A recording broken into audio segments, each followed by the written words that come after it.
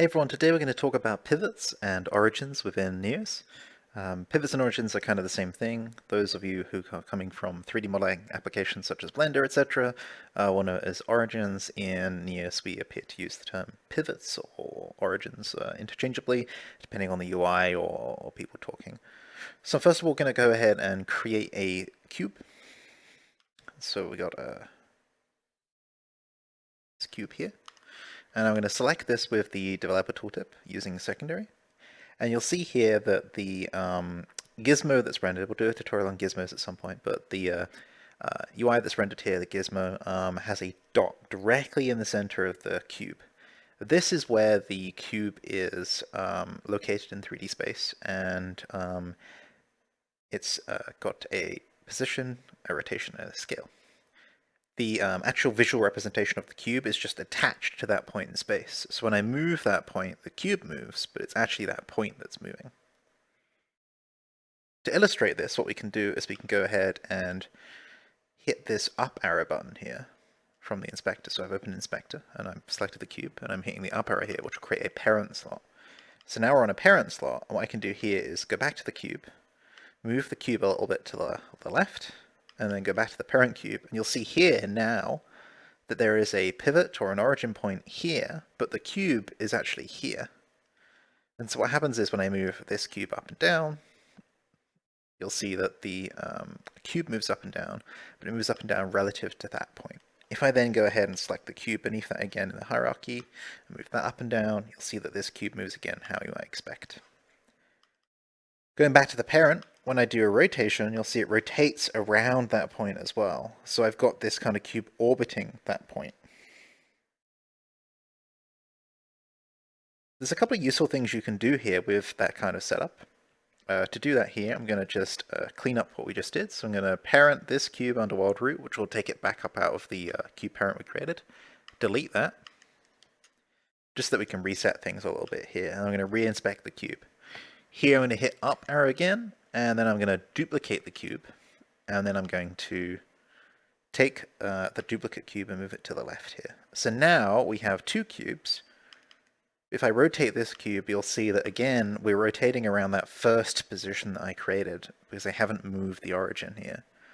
This might not be desirable here because what you've got here is both cubes moving in a kind of spreading manner. It's almost like a sort of helicopter blade or something like that. You might want the whole structure here, the two cubes, to move around their center relative to each other. To do that, what you can do is you can go to the cube parent here that I created and hit create pivot at center. This will create a new parent object, so you need to go up and select it. And you'll now see that we've got an origin or a pivot in the center between those two cubes. And when we rotate those, we now rotate around the center of both objects. So that illustrates how to move around the pivots and what the create pivot at center button does. I also wanted to create a quick example to show you what you can do with this structure. So what I'm going to do is I'm going to leave this structure. I'm going to leave it to one side because again I'll be saving this world and putting it in my tutorial world folder. So I'm going to leave that cube set up there just so you can come and explore it later. I'm going to go to the parent and we're just going to delete the decorations here. I usually do this in a space world. It just keeps things tidier. So now you've got my two cubes there that you can play around with. But we're going to create a little solar system just to kind of illustrate the pivots a little bit better here as well. So here I have the sphere tool. I'm going to make a nice big sphere and we're going to material that with, we're going to material that with the sun because that's going to be our sun. If that's done, we're now done with our material tooltip, so we can do that. Actually, we should undo that because I'll get the sun moving again. See my tutorial on logics and materials to understand why that just happened. The logics which moves the sun's animation is stored within this ball, and when I delete this ball, it deletes the logic, so we need this ball to exist for the sun to move. That's fine for a demonstration world. For a finished product, you might want to move the logics into the actual sun there. So now what we're going to do is we're going to create a few planets, and the goal here is to get these planets to orbit around the star that's in the center here, the sun. So I'll just create one more.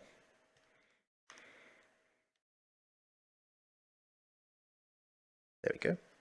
So the problem here is that the origin point for these spheres is over here. So if I were to get them to orbit, I would have to do kind of fancy maths. And there is a fancy mathematical way to do it, which we may cover in a later tutorial, that uses trigonometry to figure out how far away something should be from an origin point. But using a pivot, we can actually do something a lot simpler than that. So what we're going to do here is I'm going to go back to the world root, and I'm going to find my sun, which is probably that one. Let's just double check by deselecting it and selecting it again. There it is. So I'm going to rename that sun.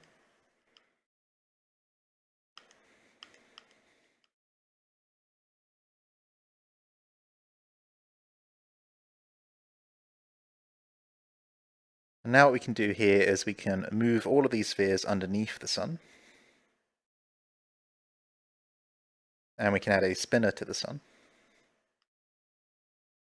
Transform, drivers, spinner. Scroll to the bottom, chuck a speed of, say, 50. That's too fast, but it's fine for demonstration in the Y. And you'll see you now got planets kind of orbiting the sun. But they're all orbiting at the same rate, and it's clear that it's just the sun that's spinning and they're following. What if we wanted each planet to spin at a slightly different rate? And again, we want to avoid the trigonometry here because it's Monday morning and I don't really want to do maths. So how can we do that? So what we're going to do here is remove the spinner component. That'll stop them from spinning. And then we're going to go to each planet in turn and create a parent object here. So up. And then I'm going to reset that position and the rotation. And what that's done is that's moved the parent object here to the center of our solar system here, the sun. It's also taken the sphere with it. That wasn't intentional, but that's fine. We'll just move the sphere out manually. And then I'm going to delete the rest of these spheres and we'll make some new fresh using that template. So here if I go ahead and duplicate this a few times, and then we can now start to set up a solar system here. So we've got a sphere with a parent on it, which is in the center, but the sphere itself is out here in space. Here's what I'm going to do. I'm going to start attaching spinners. So we're going to here transform, drivers, spinner. And we'll make this one move at, say, 40. And you'll see it's now spinning, but the others are stationary. Let's move this one in a little bit.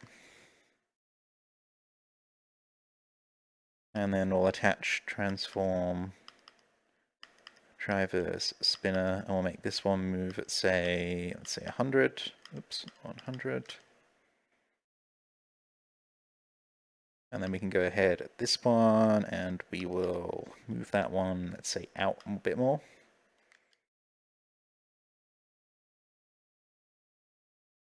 Attach component, transform, drivers, spinner, and then we'll make that one move at, let's say, a smaller rate, say 10. Just one more.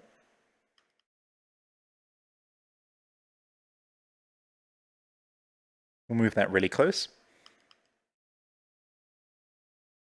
Attach component, transform, drivers, spinner.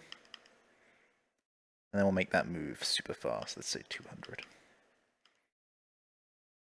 And then we're going to, actually let's lower that because it's a bit dizzying. Let's go 150. Sure. And then we'll deselect everything. And now you can see that we've got planets which are moving at different speeds, and I've not done any maths. All I'm doing is rotating them about their pivot, or their origin. You can see that a little bit there when I selected the sun, that the bounding box is constantly changing for this structure. But also if I select this, you'll see how it works here. So each of these pivots are just rotating around the center of the sun. You see that gizmo spinning. And I can select each of them, and you'll see all of those pivots are actually in that sun. If I then select the sphere, you'll see it's moving around nicely. And what this illustrates is a nice way of thinking about sort of animations or moving of objects within Neos, and that's, if it's complicated, try moving the pivot. So like this could be complicated with all the trigonometry that you need to do to get things moving around a center, but if you move the pivot, it suddenly becomes quite easier. There was an example of a gun where we wanted the shell to come out of the gun and do this, so it kind of looked like it was falling, just an animation, of course. And again, the user, I think it was Buster, was thinking about maths, and I said, make the origin point of the shell casing the center of the barrel of the gun, and then rotate it around, and you kind of have the same effect there, and I think that's what they ended up doing. Hope that made sense. Just to finish off, before I publish this world, I'm going to color each of these planets using the color tip here. Color tip's super useful for primitives. You can get some good stuff going here. So we'll do red for this one. Let's do a nice blue for the next one, which I believe is you. Yep, got you. Do an orange for the next one. Got you. And then we'll go ahead and do some sort of ice for the big far out one. There it is. And with that, we'll close that. And I will publish this to my tutorial world folder so you can take a look. This just again shows you how to do pivots with veneers. I hope it helps you think about how you can do animations a little bit more simple. Let me shove this in here. And there we go. See you next time. Hope this helps. Bye-bye.